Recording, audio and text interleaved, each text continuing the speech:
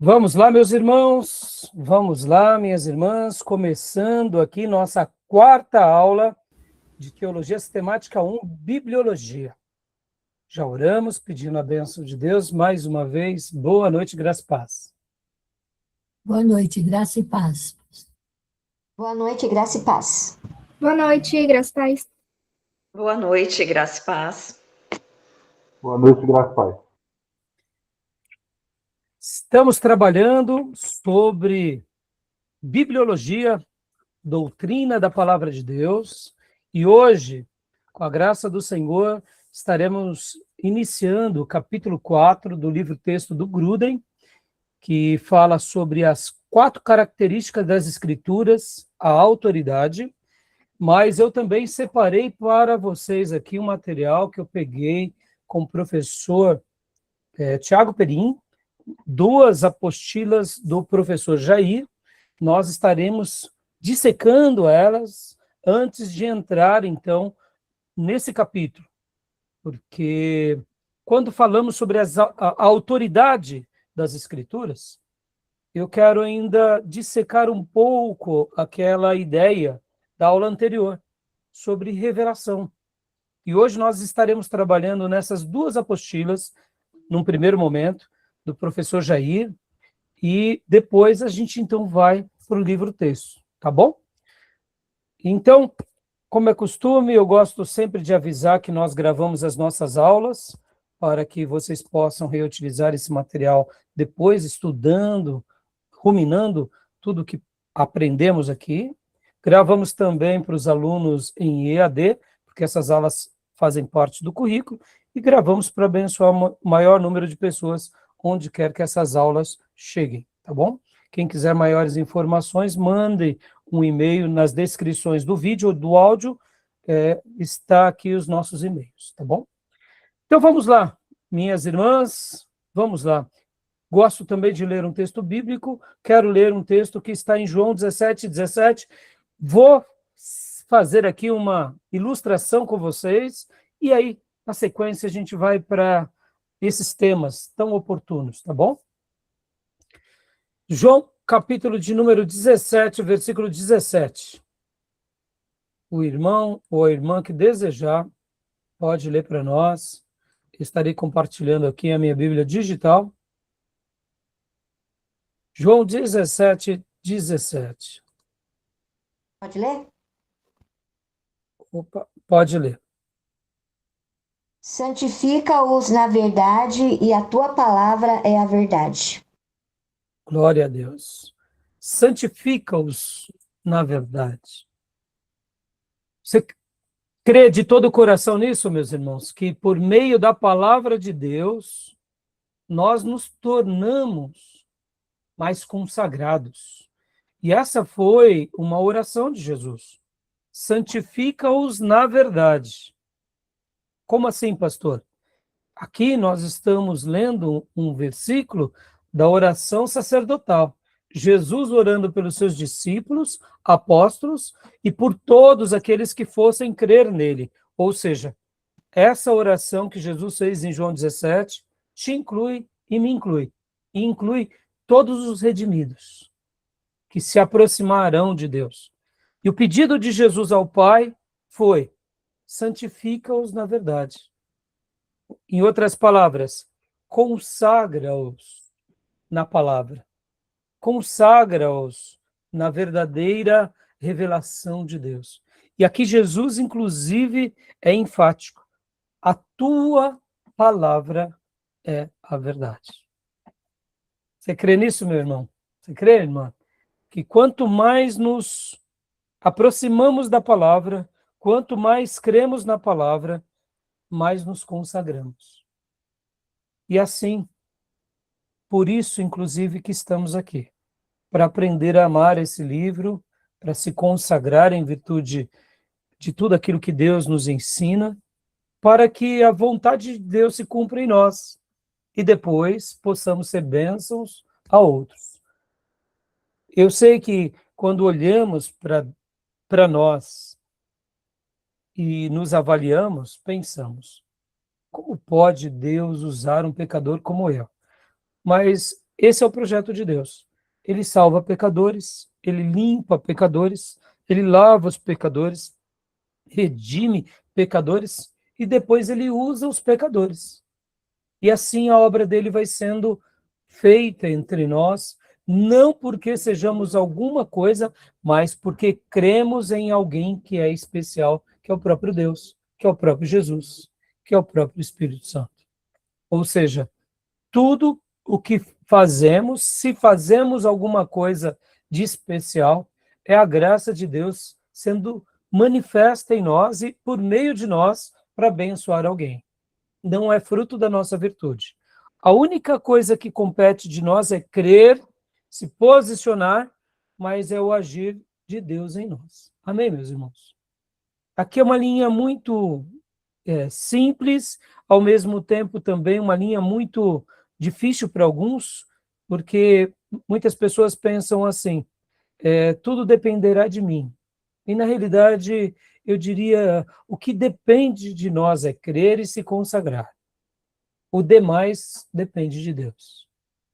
Depende do poder do Espírito Santo, da vontade soberana de Deus.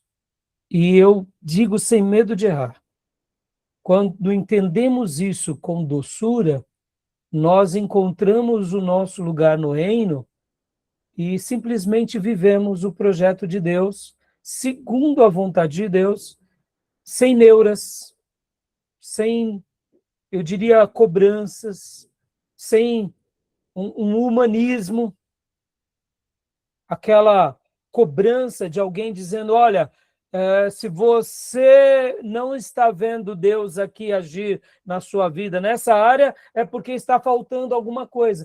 Perceba, até nessa hora a gente tem que tomar um pouco de cuidado. A gente tem que se entregar ao máximo, mas tem que acreditar que é o Senhor quem vai operar na nossa vida. É Ele que vai realizar, não é a nossa virtude, o nosso empenho, o nosso mérito.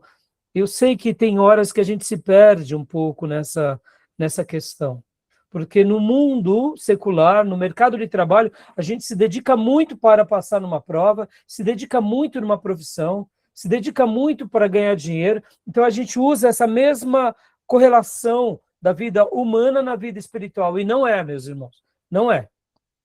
A vida espiritual ela é diferente. E só para eu finalizar esse ponto, percebam que os apóstolos eles eram muito resolvidos sobre isso, porque eles eram pessoas simples, com exceção de Paulo, que foi um figurão, mas lembre-se, ele era um perseguidor e um assassino, que nem Moisés. Então, antes da gente valorizar o currículo paulino, nunca se esqueça disso. Ele foi um homem vil no primeiro momento. Ele foi uma pessoa realmente que agiu de uma forma, eu diria, até de forma desproporcional. Por quê? Porque ele perseguiu a igreja, prendeu, foi aquele que autorizou o martírio de Estevão. Ou seja, eu sei que Paulo tinha um currículo brilhante, mas ele, antes da conversão, era um perseguidor. Era um perseguidor cruel, que em nome da sua fé cega, prendia, judiava, aprisionava, amedrontava a igreja do Deus vivo. Aí depois se converte, se torna, né, nessa bênção que ele que de fato se tornou. Mas, lembrando, podem ver que os apóstolos, eles eram muito resolvidos nisso. Eles não se sentiam melhores do que os outros.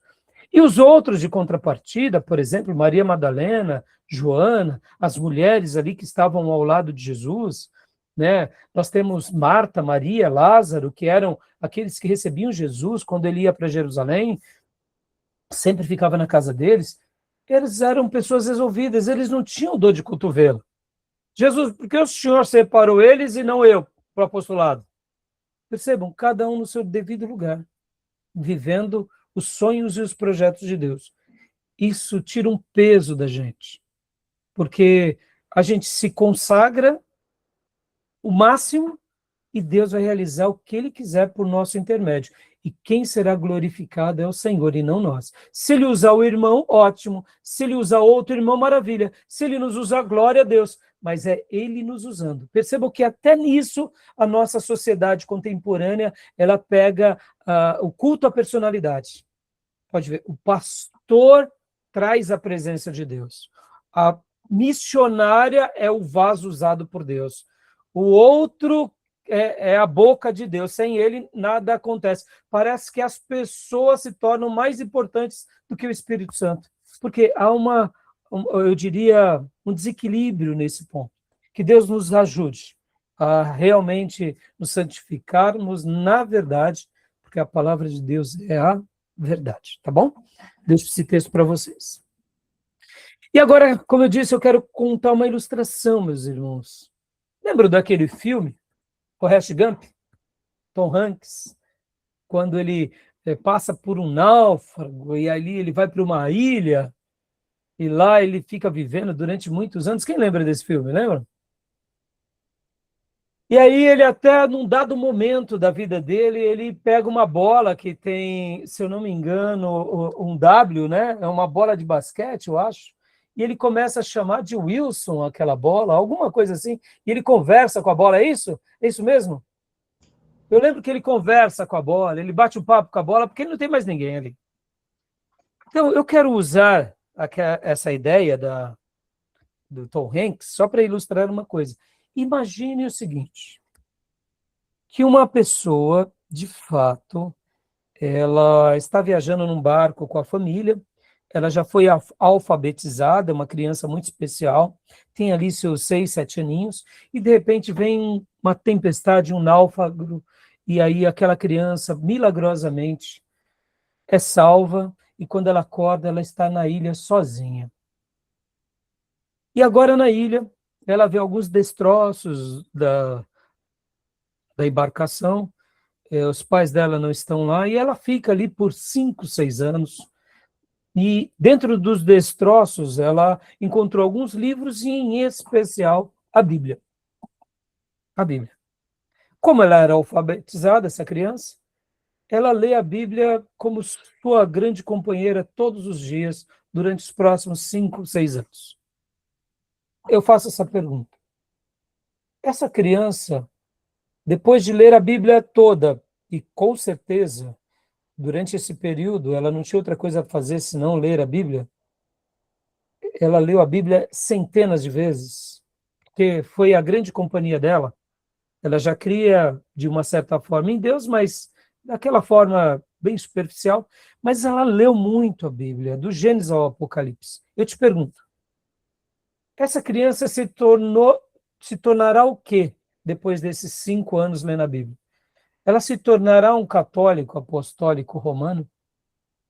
Ela se tornará um espírita kardecista? Ela se tornará um testemunha de Jeová? Ela se tornará um mórmon? Ela se tornará alguém que segue a igreja do Deus Pai, Deus Mãe, como algumas religiões têm feito? O que vocês acham que essa criança se tornará depois de ter lido a Bíblia por 5, 6 anos e ter entendido a mensagem? O que vocês acham que ela se tornará? Ela se tornará um judeu ou ela se tornará um cristão? Faço a pergunta à classe. Pastor, com certeza um verdadeiro cristão. Por quê? Porque ela não iria ter influência nenhuma de placas, denominações. Muito bom. Alguém tem alguma dúvida da fala da nossa irmã, da resposta da nossa irmã? Não é isso, meus irmãos? Por que eu contei essa história, essa ilustração, e até lembrei do filme, né, do Forrest Gump? É isso? Não, desculpa, é Náufrago, perdoe. É Náufrago, do Tom Hanks. Forrest Gump é outro filme dele. É isso. Náufrago. O que acontece, irmãos? Eu contei essa história para mostrar que para nós nos tornarmos de outra religião, nós precisamos, além da Bíblia, nós precisamos dos textos sagrados dessas religiões. Como essa criança só teve acesso às escrituras e a mais nada, ou seja, ela leu por muitas vezes o Antigo Testamento, depois leu também o Novo Testamento, ficou claro na cabeça dela todo o projeto redentivo. Então, num primeiro momento, até enquanto ela ficava só no Velho Testamento, ela estava sendo ali treinada, né, ao Deus de Abraão, ao Deus Pai. Mas chega no Novo Testamento, ela entendeu a obra do Filho, ela compreendeu a obra do Espírito Santo, a história da igreja, e ela só não sabia em que momento da história ela estava. Mas uma coisa era fato, ela compreendeu que realmente agora ela seria uma filha de Deus, ou um filho de Deus, ou seja, um cristão. Como a igreja primitiva recebeu esse apelido, né, que significa pequeninos cristos. E aí ela se tornaria isso. Eu não tenho dúvida que talvez ela mesma, talvez no ímpeto dela, ela até mergulhasse um dia falando, eu preciso de alguém que me batiza, quem sabe, eu vou me autobatizar. Eu não sei como que ela resolveria essas questões, mas no fundo do coração dela, essa pessoa se tornaria um cristão. Guardem isso. Conta essa história, irmãos, porque hoje a gente vai continuar falando sobre as 4 características das Escrituras. Vamos falar sobre a autoridade. Ou seja, a Bíblia é a palavra de Deus, é a verdade de Deus, e nós estaremos ainda continuando falando sobre a revelação, como hoje já mandei nos grupos para vocês o material para vocês lerem. Então, perceba, eu contei essa história mesmo para imprimir no coração de vocês que nós precisamos das Escrituras, que nós sem as Escrituras não somos nada. E quando acrescentamos ou tiramos das Escrituras, nós fugimos dessa oração de Jesus. Santifica-os na verdade. Não é santifica-os na tradição, não é santifica-os no judaísmo, não é santifica-os em mais nada. Podem ver que aqui até rompe as barreiras denominacionais, batista, presbiteriano, metodista, porque tudo isso Deus nos permitiu viver na história por enquanto. Talvez amanhã haja uma grande perseguição no mundo e a placa caia por terra e a gente seja identificado como igreja primitiva mais uma vez. Somos apenas cristãos, espalhados pregando o evangelho. Então percebam, santifica-os na verdade. É isso que importa para nós.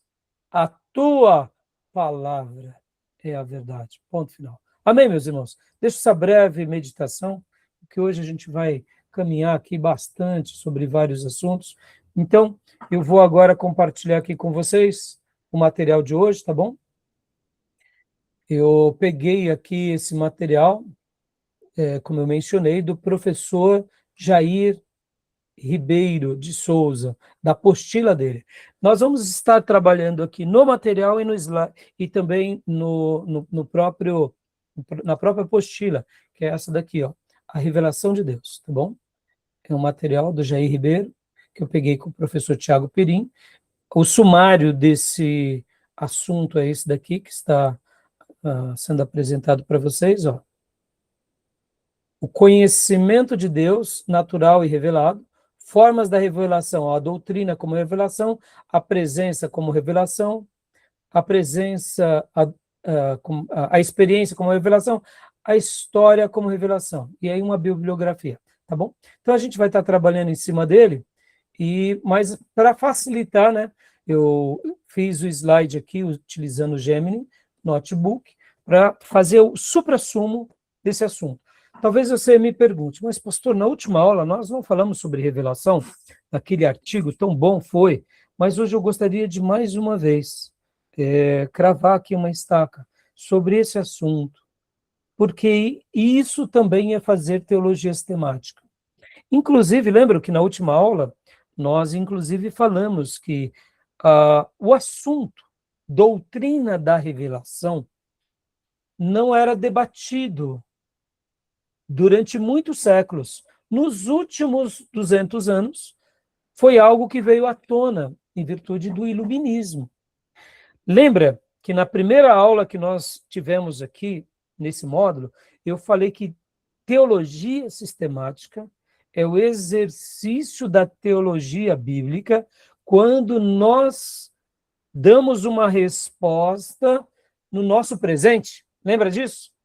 Ou seja, então, pastor, quer dizer que antes desses 200 anos, na Reforma Protestante não se falava sobre a doutrina da revelação? Claro que falava, mas não era um assunto tão importante.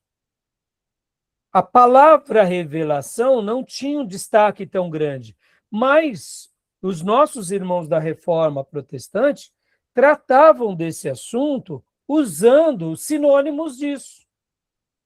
E anterior a isso, e anterior à Reforma Protestante, os pais da igreja também não tratavam sobre esse assunto? Claro que tratavam. Esse assunto é um assunto bíblico. Deus sempre usou da sua revelação durante toda a história do Velho Testamento e do Novo. O termo, a palavra revelação, que não era um destaque. Então, por exemplo, quando Deus vem e se revela ao seu povo e diz, eu me fiz conhecer a vocês, o que é isso senão revelação? Eu estou passando a minha palavra a vocês, o que é isso senão revelação? Quando o Senhor diz, por exemplo, né, para que nós estudássemos as Escrituras, porque nelas está o poder de Deus, está a verdadeira vontade de Deus, o que é isso senão revelação? Ou seja, os sinônimos sobre esse assunto estão em toda a Bíblia, ou seja, na teologia bíblica, a maneira em que Deus se apresenta sempre foi marcante. Em todo o período dos servos de Deus, tanto na igreja primitiva, na patrística, na reforma protestante, sempre essa questão da revelação de Deus foi algo marcante e presente. Por outro lado, essa discussão, em virtude dos liberais, a igreja precisou se reunir e tratar desse assunto. Podem ver que hoje, quando nós falamos revelação de Deus, é algo comum para nós, não é? Graças a Deus. Então, eu fiz questão de fazer esse comentário agora, porque para mostrar para vocês que teologia sistemática é isso, é quando nós pegamos um assunto bíblico, ou seja, teologia bíblica, que é a arte da manifestação de Deus, a arte da revelação de Deus, dos oráculos, dos mandamentos em que ele passou ao seu povo, agora nós trabalhamos de forma sistemática e dando uma resposta. Então, na última aula, que foi a terceira aula, a gente trabalhou bastante sobre isso. E hoje nós vamos usar aqui essa apostila, porque a gente vai falar sobre a revelação de Deus e depois a revelação universal. E vocês notarão que em todos esses dois materiais, na apostila, que eu indico para vocês, só para vocês terem uma ideia, irmãos, cada apostila tem, em média, 15 páginas. Ou seja, fora o material que a gente vai trabalhar em aula, cada aula a gente trabalha ali por volta de 50 páginas. 50 páginas de um material teológico, de um clássico, ou seja, com muitos autores, com professores competentes, como o professor Jair, como o professor Tiago, e tantos outros que nos auxiliou, né, em todo esse projeto, juntamente com Gruden, juntamente com os clássicos da teologia, o Langston, Hobbes, Erickson, Bancroft e tantos outros. Ou seja, percebam que a gente faz essa fina flor aqui para passar para vocês. Então, agora, vocês notarão que dentro desse assunto vai ficar muito claro a revelação natural e a revelação espiritual. Antes de entrarmos nos slides, o que seria, com exceção da professora Aparecida, é claro, que ela já fez o curso, ela é professora aqui da casa, né? Mas o que seria revelação natural, quando falamos na teologia? Revelação natural. O que os autores clássicos e ortodoxos estão querendo dizer? E o que seria revelação especial? Vamos lá, Beatriz. Como a mascote da classe, começa por você. A irmã Miriam abriu o microfone, você vai responder? Não, primeiro você. As Você. mais novas primeiro. Passo as honras. Revelação natural é revelação por meio da natureza, né? Se eu não me engano, Romanos 2 está falando que Deus, por meio da criação, né? Ele se revela para toda a humanidade. Então, de forma que eles são indesculpáveis. Ninguém vai poder dizer que não conheceu a Deus, porque a própria criação revela a glória de Deus. Tá ótimo, então dá uma pausa aqui, a bascotinha já foi ótima. Então agora, Miriam, pode. E a revelação especial, ou irmã Sônia, né, ou o Tomé, ou o Diego, se quiserem falar, que ela já 50% da pergunta ela já trouxe. Revelação especial, o que seria isso? Porque a revelação natural, nossa irmã já deu a síntese. É como nós observamos Deus, o poder de Deus, a pessoa de Deus na nossa natureza, na criação, tanto do planeta, do micro, quanto do macro, quanto do universo. Ou seja, nós notamos a atuação de Deus e a revelação de Deus por meio da natureza. Parabéns, viu, Beatriz? E a revelação especial seria o quê? Quando nós recebemos o Espírito Santo de Deus em nosso coração, em nossa vida, e nós somos tocados pelo Espírito Santo de Deus, e aí ele se revela a nós de maneira especial. Sim, mas tem um complemento, como eu disse, com exceção da Cida. Cida não, mas os demais. Tem algo que mostra esse lado. O que a irmã Miriam disse é especial, é óbvio, o Espírito Santo. Que quem nos convence que é algo mais especial do que isso, mas ele nos direciona a algo. A Bíblia, os profetas. Joia. Então, explica melhor, Tomé. A revelação especial é diferente da que a Bíblia explicou aí da natural, né? Deus, ele decidiu, além de se revelar nas coisas criadas, através de homens que ele escolheu. E a Bíblia própria fala, né, que antes ele falava com o seu povo através dos seus servos, os profetas.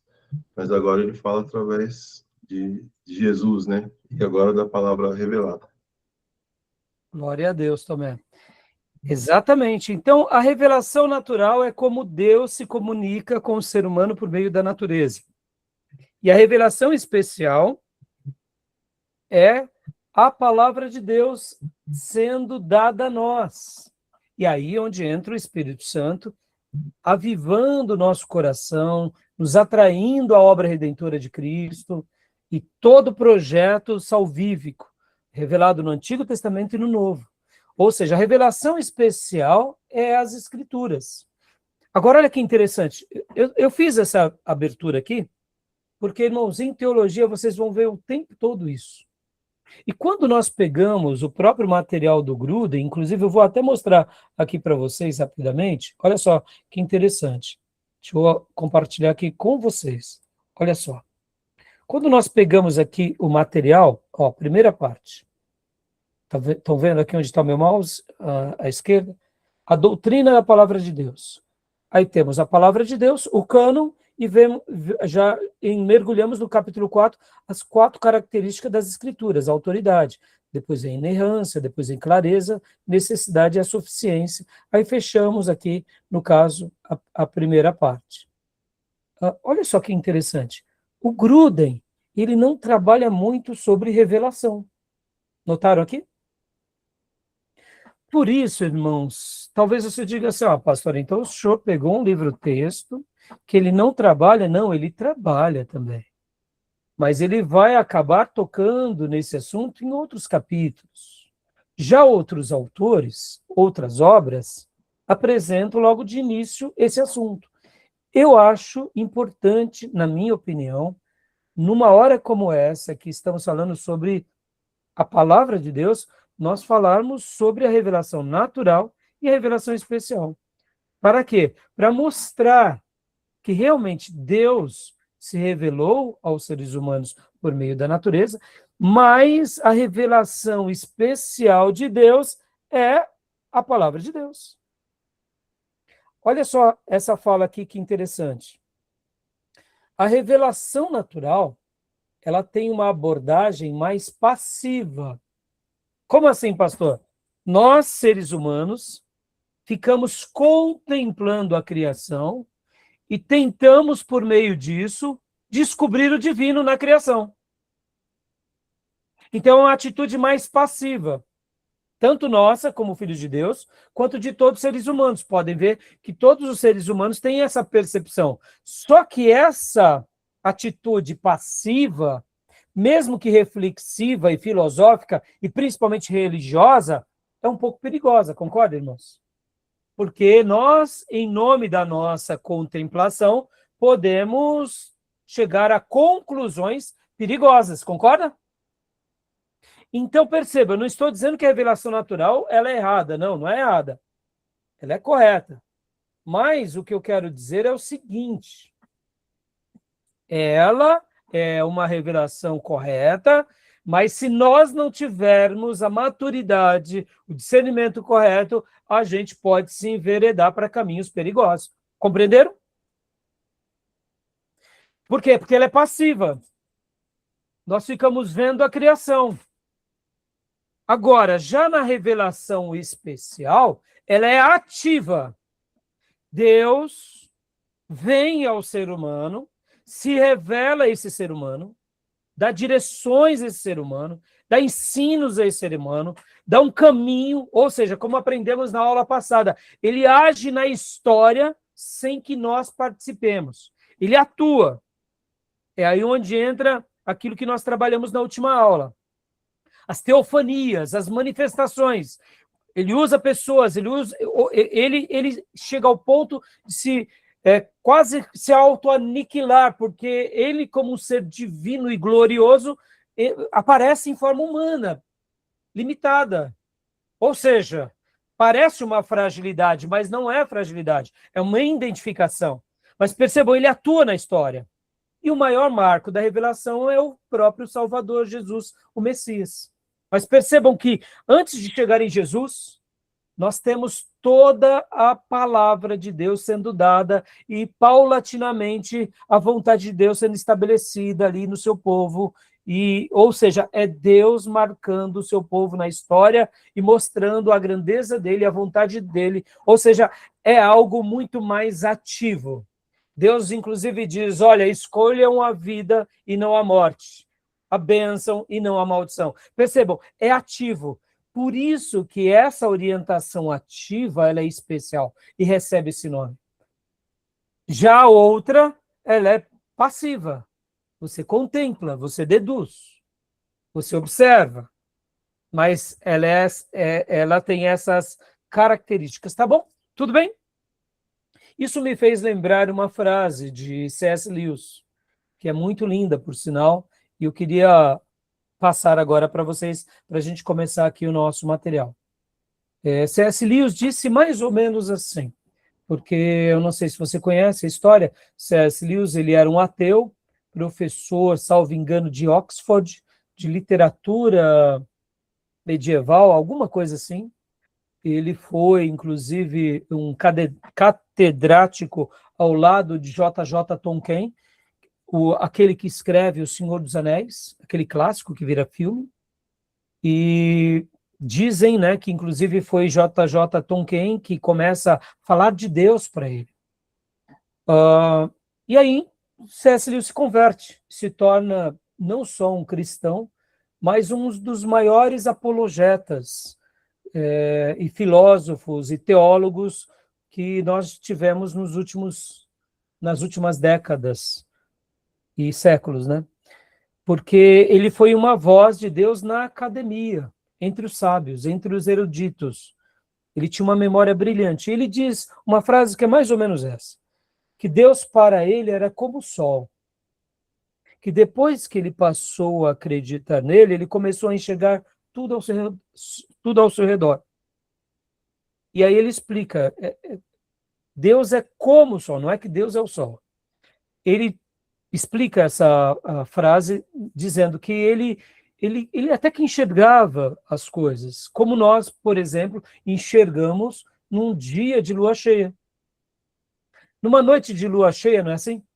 Um dia não, numa noite, né? Numa noite de lua cheia, não é assim? A gente até vê uma montanha, vê uma árvore, vê as estrelas, vê o céu, vê uma casa, uma outra casa distante, vê uma pessoa vindo, mas não sabemos que tipo, que é a roupa, o jeito, porque estamos na noite. Mas e aí quando nasce o sol? aí você enxerga a montanha, as árvores da montanha, as casas ao redor, as cores das flores, ou seja, os pássaros. Você consegue enxergar tudo com perfeição, por quê? Porque agora você está na luz. Então, quando ele faz essa citação, que Deus para ele era como o sol, foi isso. Ele já compreendia a vida, mas ele tateava no escuro. Tinha uma percepção, mas era pequena, não era tão longa. No dia que ele entregou a vida a Jesus, ele passou a enxergar como um filho de Deus. E ele usou, né, a vida dele como um dos maiores defensores desse Deus que se revela a nós por meio de Jesus. Tá bom? Olha, muito legal, não é? Eu fiz essa introdução para a gente mergulhar agora, porque os termos vão acompanhar a teologia, tá bom? Revelação natural e revelação especial. Compreenderam? Ficou perfeito? Tudo bem? Então, vamos lá, Beatriz, leia para nós a revelação de Deus, por gentileza. Mapeamento teológico de como o infinito se fez conhecido ao humano. Uma síntese analítica baseada na obra de Calvino, Strong, Pannenberg, McGrath e clássicos da teologia sistemática. Apostila do professor Jair Ribeiro de Souza, 2008 a 2009. Ou seja, essa é a fonte do material que a gente vai mergulhar, do material que eu passei para vocês lerem. Então leiam, tá bom, meus irmãos? Vocês vão ver que material maravilhoso. Boa noite, Fabiano. Graça e paz, meu irmão. Oi, pastor. Graça e paz a todos. Então, continuando aqui, por favor, Beatriz. Como podemos saber algo sobre Deus? A pergunta fundamental de Calvino na obra Institutas. Otimismo natural, a crença de que o homem encontra Deus através das evidências no mundo natural, razão e consciência. Dá uma pausa aqui, foi o que eu falei há pouco. É possível, meus irmãos? Claro que é possível. Mas, ao mesmo tempo, é uma observação um pouco mais passiva, mais reflexiva, pode se tornar perigosa. Vejamos, por exemplo, as religiões ocidentais, ou melhor, orientais, aonde eles atribuem força ao vento, à água, ao fogo, à terra, aquela ideia dos avatares. Podem ver que dentro dos filmes e da própria religião, seja ela budista, seja ela de alguma matriz dessas linhas filosóficas, eles costumam dizer, porque o divino, se você fizer coisas boas, o divino te recompensa. Então eles têm uma relação. Vocês sabem, eu convivo com muitos japoneses, né? Eu tenho muita amizade com japoneses, minha norinha ela é mestiça. Então, olha só que interessante. O japonês, o coreano, por exemplo, o chinês, eles são muito místicos. Se você chegar e, por exemplo, né, falar assim, ó, cuidado que tal coisa vai te pegar, eles ficam morrendo de medo. Ao mesmo tempo que é uma mente muito lógica, racional. Podem ver que a grande maioria dos japoneses são engenheiros, são matemáticos, médicos brilhantes, têm uma capacidade reflexiva, mas o lado religioso é muito acentuado. Por quê? Porque faz parte da história deles. Então, eles até fazem coisas boas para que o divino os recompense. Então, perceba que esse lado natural, ele foi muito bem observado por várias culturas. E nós poderíamos dizer que, de fato, Deus deixou assim para trazer à tona mesmo no coração das pessoas essa inquietação pelo sobrenatural, né? Diga, Tomé, antes de continuarmos a leitura, você levantou a mão? Só um comentário aí, mas aí entendi o que o pastor estava falando, mas essas pessoas acabam entrando na segunda parte do versículo, né? Que ao invés de render glórias a Deus, preferiram adorar as coisas criadas lá em Romanos 1. Sim, sim, não tenha dúvida, não tenha dúvida. É por isso que eu falei que acaba tendo um perigo muito grande, né, Tomé? Por quê? Porque, de fato, é exatamente esse o ponto. Por isso que eu falei que a revelação natural, Tomé, ela é importante, mas ela acaba sendo mais passiva. Mesmo que você tenha uma atitude mais investigativa, você não tem como cravar uma certeza. Pode ver, todas essas religiões, principalmente essas de matriz, vamos dizer assim, que se originam ali, tanto no hinduísmo, como no budismo, como nas religiões, inclusive ali do Japão, eles vão falar o seguinte, ó, nós seguimos a Deus desse jeito, você segue do seu jeito. Por quê? Porque você tem a sua certeza, mas o outro tem a certeza dele. Então, cada um se encontra com Deus aí do seu jeito, não é assim? Pode ver. Cada um tem a sua verdade, né? Cada um tem a sua verdade. Por isso que na revelação natural, mesmo que ela seja interessante, seja um meio pelo qual Deus se comunique, a gente fica muito aberto. E na revelação especial, nós nos tornamos específicos. Por isso que ela é mais ativa. Não porque somos melhores, mas porque a revelação foi muito mais assertiva. Podem ver que para um budista, Jesus é um tipo de Buda. É um ser iluminado, não é assim? E para nós, Jesus é um tipo de Buda? Jamais. Jesus quem foi, meus irmãos? É o nosso Deus. É Deus que encarna, é o Redentor. Né? Para começar, nós não acreditamos, mediante a revelação especial, na reencarnação. Nós acreditamos na encarnação. Ou seja, Jesus encarnou. Mas e nós? Nós não encarnamos, nós ressuscitaremos. Perceba que, olha a diferença, ela é gritante, né? Então, é bem curioso, é por isso que, de fato, é isso que você acabou de dizer também. Por isso que na apostila, o professor Jair, ele já começa assim, ó, o conhecimento de Deus, natural e revelado. A gente está estudando agora a apostila que fala sobre a revelação de Deus, tá? Já já a gente vai na revelação universal. Ó, aqui, neste importante tema da teologia, há uma questão fundamental expressa pela seguinte pergunta: como podemos conhecer a Deus? Ou seja, aqui é uma pergunta que todas as culturas e todos os povos de todas as gerações sempre terão. Os egípcios tinham a sua ideia de divindade, os babilônicos, os sumérios, e assim qualquer religião, né? Mas agora a pergunta que fica é logo a seguinte, olha só. A obra As Institutas de Calvino inicia-se com uma questão de importância fundamental da teologia cristã. Como podemos saber algo sobre Deus? E aqui muda tudo, né? A nossa proposta aqui em bibliologia é falar, olha, vamos olhar para a revelação especial. Ela é o nosso tudo. Nós somos aquela criança que passou pelo náufrago. E nós fomos presenteados no meio de todos os destroços da vida e do pecado com a revelação sagrada. E é ela que nos basta. Ela que nos vai apontar o caminho de Deus, do Salvador, e de como esse Deus, que é eterno e soberano, agiu na história, se revelando como Pai, se revelando como Filho e se revelando como Espírito Santo. Ponto. E assim a gente entende melhor, né? Tudo bem? Até aí? Tranquilo? Alguma pergunta, alguma dúvida? Podemos prosseguir? Oh, meu pai do céu. Oi, Fia.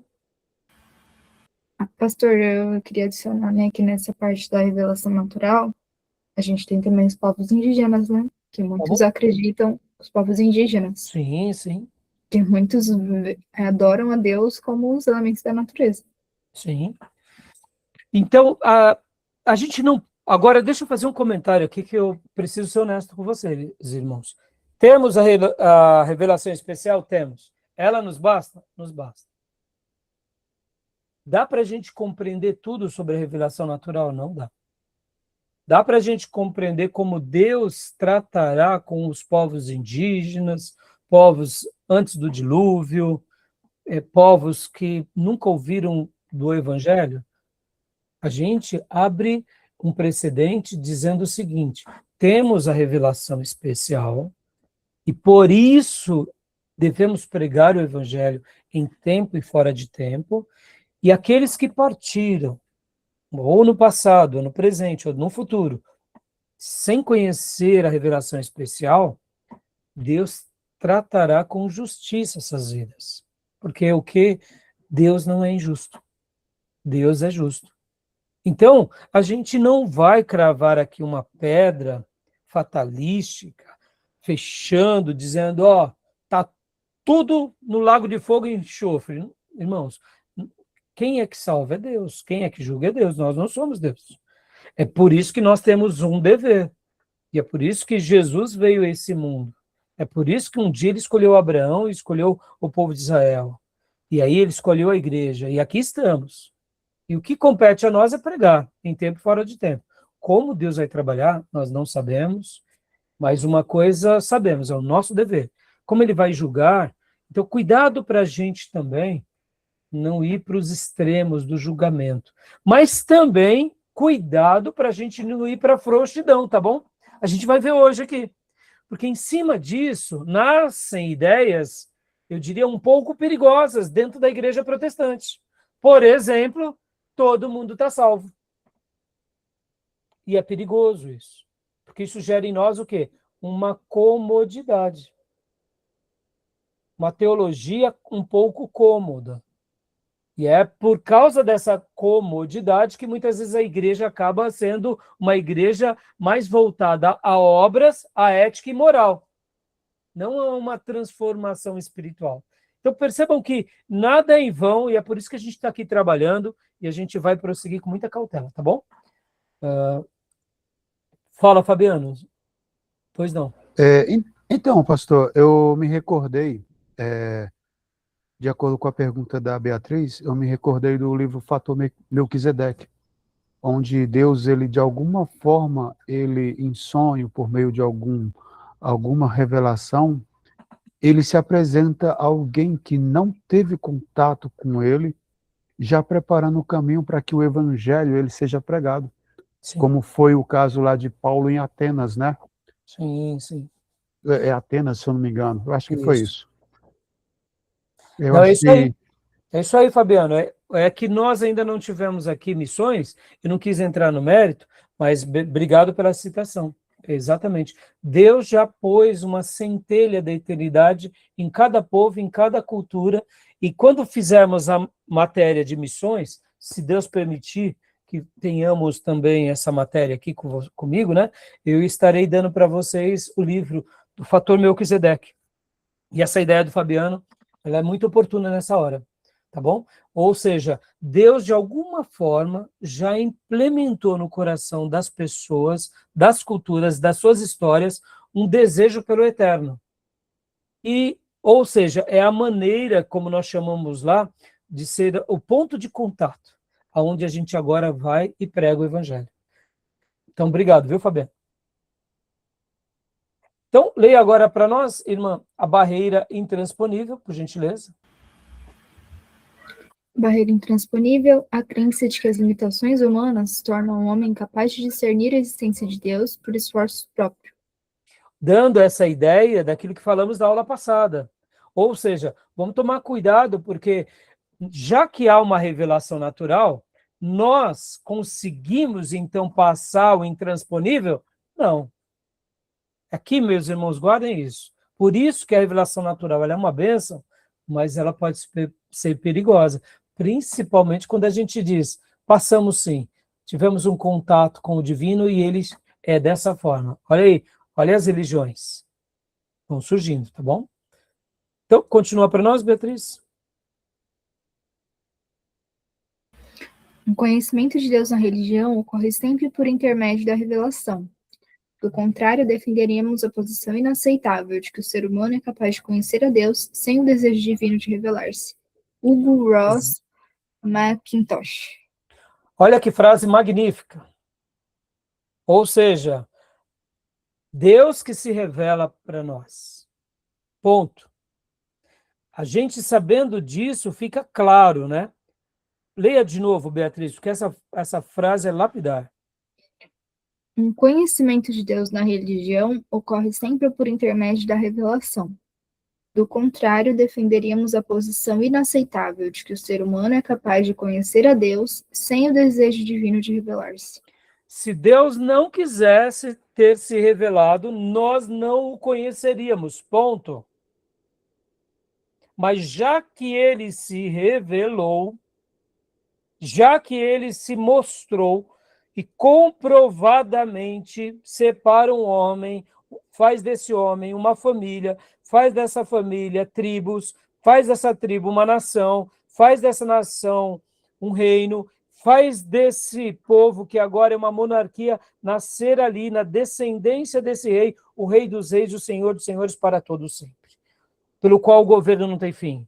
E esse rei nasce de uma virgem, caminha entre nós, redime-nos, resgata-nos, ressuscita e está à direita do Pai, e agora derrama sobre o seu povo eleito o Espírito Santo, que é a terceira pessoa da Trindade. E estamos aqui nesse projeto. Percebam, é tudo uma atuação de Deus. Nada nosso. Aleluia. Ô, meus irmãos, isso daqui é magnífico. Nessas horas é reconfortante seguir a Deus simplesmente por aquilo que Ele é, sabendo o que de fato somos. Ele é Deus, nós somos servos. Tá bom? Tudo bem até aí? Continuando aqui.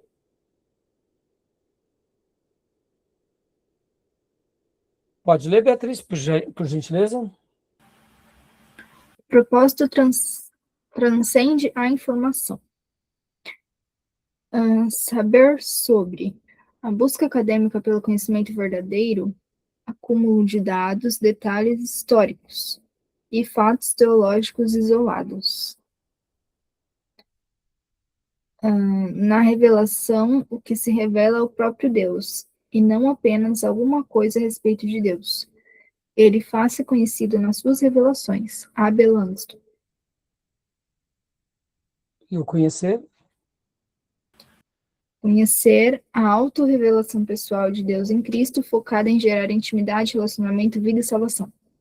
Então, aqui só traduzindo, né, esse slide, baseado aqui no todo o material que a gente passou da apostila, exatamente sobre isso. Transcende a informação pela informação, a ciência pela ciência. Irmãos, eu acredito, tá? Eu vou agora filosofar, tá bom? São pensamentos meus. Eu acredito que um dia nós, seres humanos, eu gosto de chamar de DNA divino, tá? Assim como Deus permitiu com que a ciência, hoje, fizesse coisas que há 100 anos atrás todos diriam ser impossíveis. 100 anos atrás, só estou falando 100 anos. Na história da humanidade, 100 anos não é nada, né? É um dia, né? É algumas horas, não é?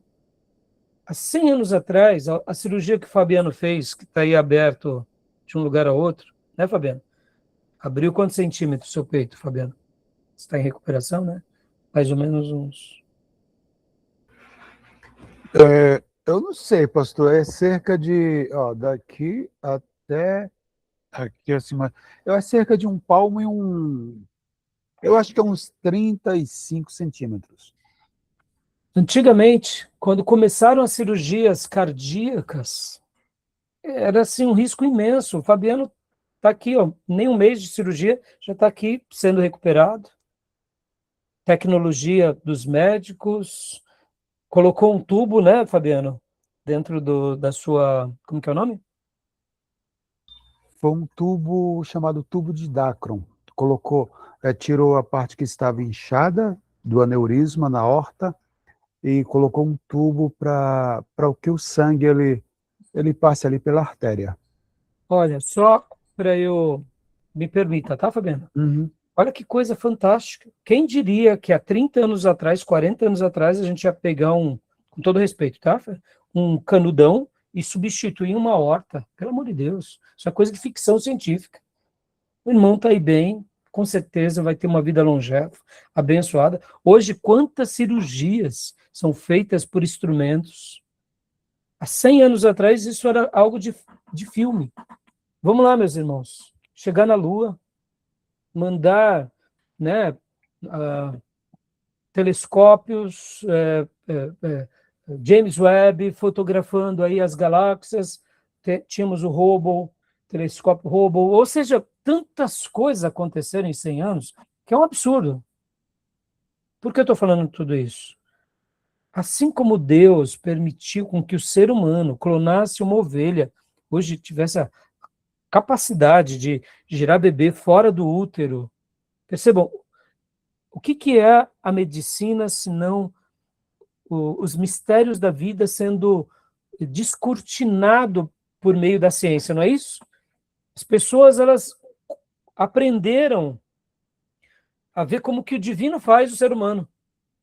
E hoje os médicos, eles participam, né? Quantas são as cirurgias que eles tiram o coração do ser humano, mexe fora e depois deixa funcionando a pessoa em máquina?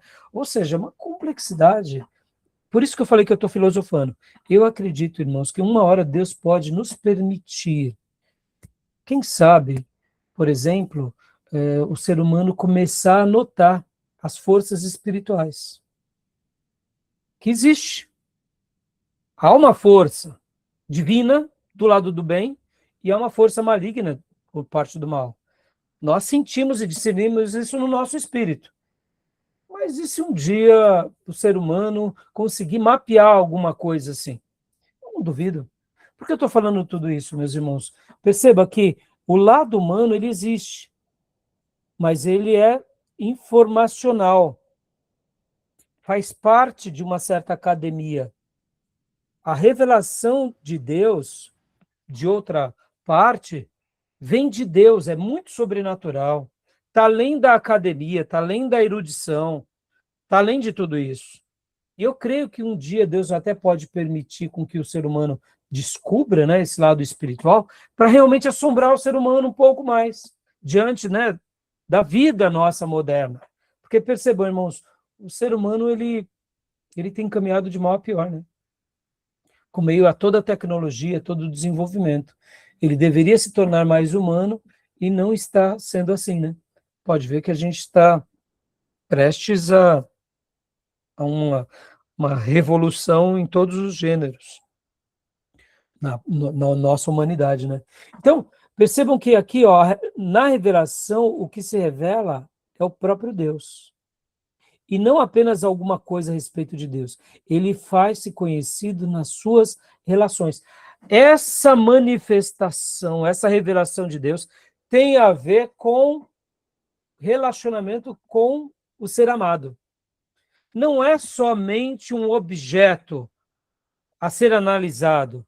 É o divino se mostrando para ter relacionamento com ele. Isso é fantástico. E isso é maravilhoso. Tá bom? Então, a autorrevelação pessoal de Deus em Cristo, focada em gerar intimidade, relacionamento, vida e salvação. Todo o processo da revelação de Deus é gerar intimidade, relacionamento, se manifestar. Assim como Deus se manifestou na história a um povo, usando pessoas, hoje ele se manifesta na nossa história, revelando a glória dele na nossa vida. E é isso que ele deseja fazer conosco, tá bom? Tudo bem? Alguma pergunta, alguma dúvida? Vamos prosseguir rapidinho aqui para a gente concluir essa apostila, tá bom? Essa parte da revelação de Deus. Continuando aqui. A constelação da revelação bíblica. Olha só que coisa linda. Então, Deus se revela, olha só, por meio da Bíblia, ou seja, as Escrituras, por meio da natureza, por meio da providência, por meio da preservação do universo, por meio de milagres, por meio de uma comunicação direta. E tudo isso que ele se revela aponta para quem? Para Cristo. Porque ele foi o grande luzeiro, o grande sol da justiça, a grande estrela da manhã. Então, ele é, vamos dizer assim, né, o grande farol de todas essas revelações. E ele continua se apresentando a nós. Então, perceba que a revelação de Deus não é uma coisa única, é uma constelação para mostrar a glória dele. Agora, é claro que tudo isso que eu acabo de dizer, as Escrituras acabam sendo o grande carro-chefe que mostra tudo isso e aponta para Cristo. Tá bom? Tudo bem? Tranquilo? Leia para nós aqui, Beatriz, por gentileza, o termo Novo Testamento. O termo no Novo Testamento significa a manifestação total daquilo que fora até então obscuro. Mas, teologicamente, reconhecemos que a compreensão humana dessa manifestação permanece parcial. Então, o termo no Novo Testamento, ou seja, de revelação, é a manifestação total daquilo que fora até então obscuro. Era obscuro até o momento que ele se revelou.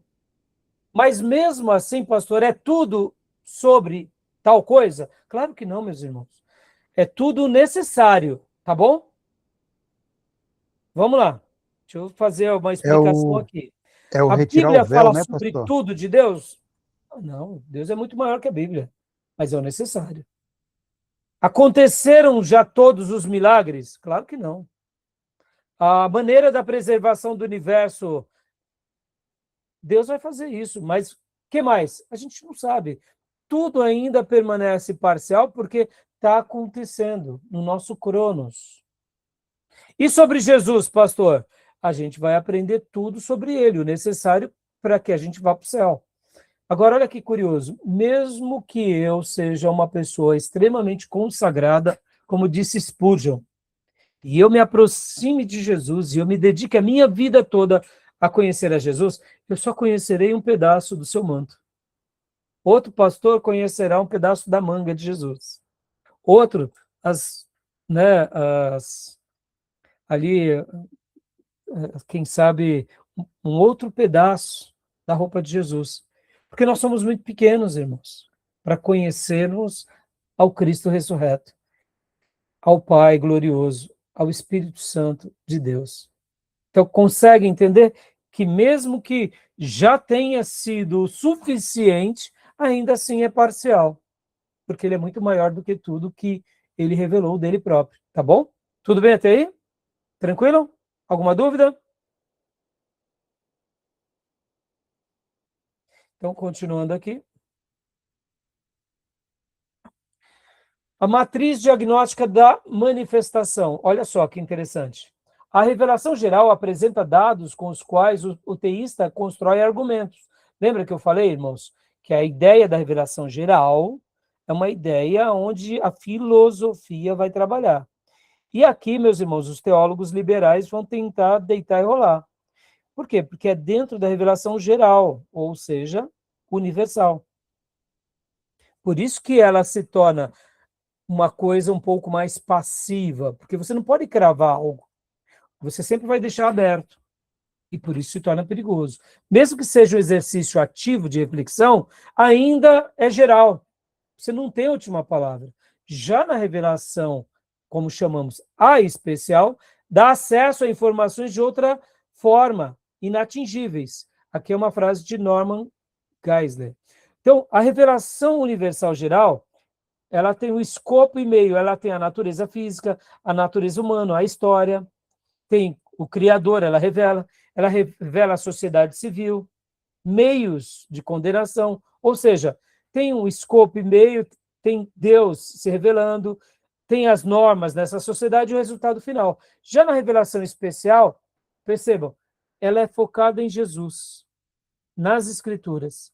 Ela aponta para o Redentor, ela aponta para o projeto de Deus naquela história. Um dia foi Abraão, os patriarcas, depois foi a história de Israel, e agora estamos no período da igreja. E ela aponta o quê? Os meios da salvação, que atingimos por causa dessa revelação e por causa de Cristo. Tudo bem até aí? Está dando para compreender? Estou indo muito rápido? Não? Então, continuando aqui. A multiformidade da revelação. A tentativa de simplificar o infinito gerou diversos modelos teológicos ao longo da história da igreja. Ou seja, aqui é onde houve as discussões sobre a revelação de Deus. Ou seja, temos doutrina, temos a presença dele, temos experiência e temos a história da revelação. Então, a tentativa de simplificar o infinito gera esses modelos. A atenção teológica.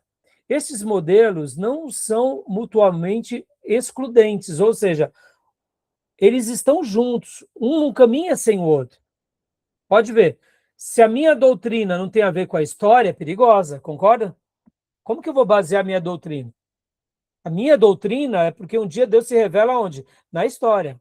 Ele manifesta a presença dele. E tem pessoas que registram essa presença e têm uma experiência. É um Abraão que milagrosamente é pai aos 100 anos e Sara aos 90 anos. Ponto final. Ou seja, tem um ensino, há uma presença, há uma experiência e há uma história. Ou seja, esses acontecimentos não são excludentes. Todos caminham juntos. Se compreendidos corretamente, representam diferentes lentes pelas quais a comunidade cristã enxerga o mesmo fenômeno divino.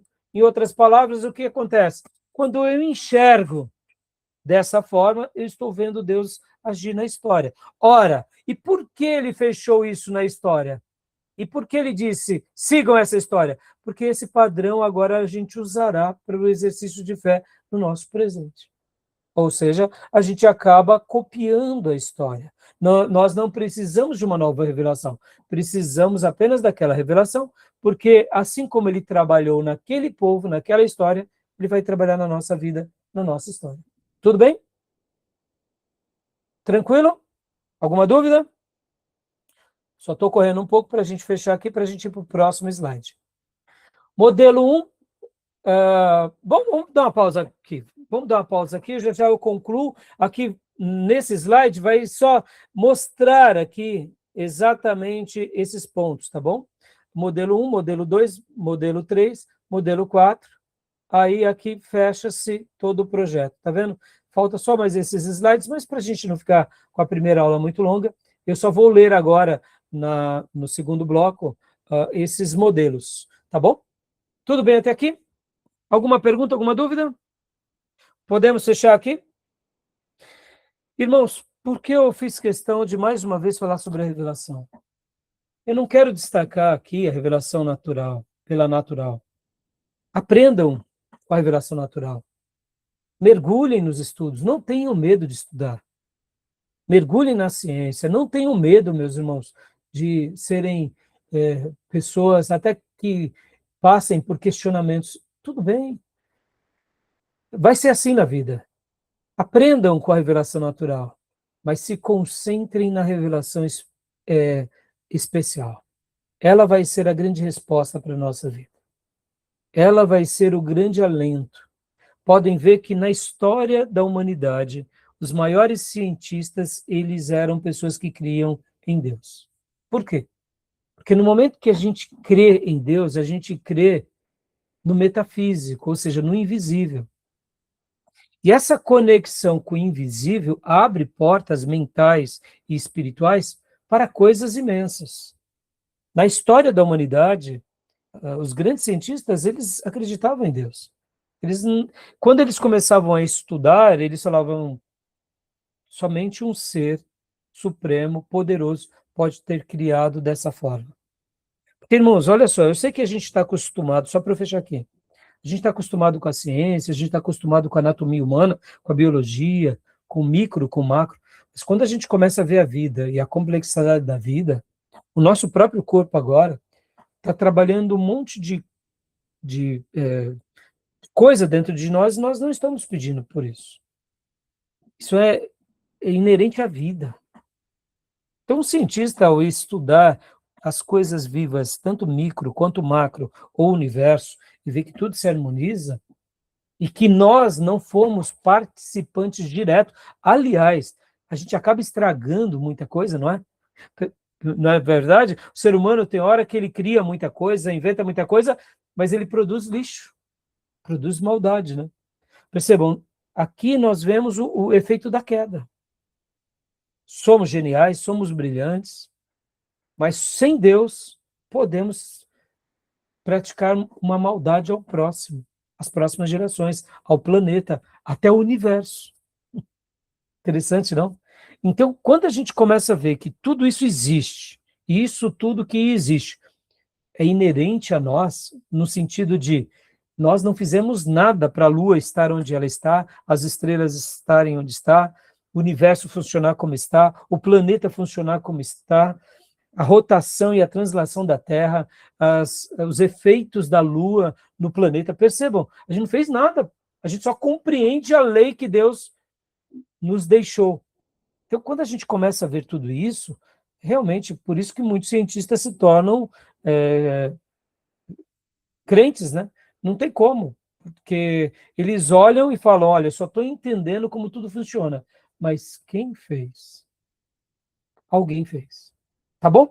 Então, eu estou dando esse destaque hoje para mostrar para vocês que a revelação natural ela é magnífica, mas a revelação de Deus, em especial, na revelação especial na palavra, ela é magnífica. Tá bom? Fechou? Então vamos parar agora, vamos tomar um chá, ir ao banheiro, e daqui a 5 minutos a gente volta. Vou parar a gravação então, tá bom?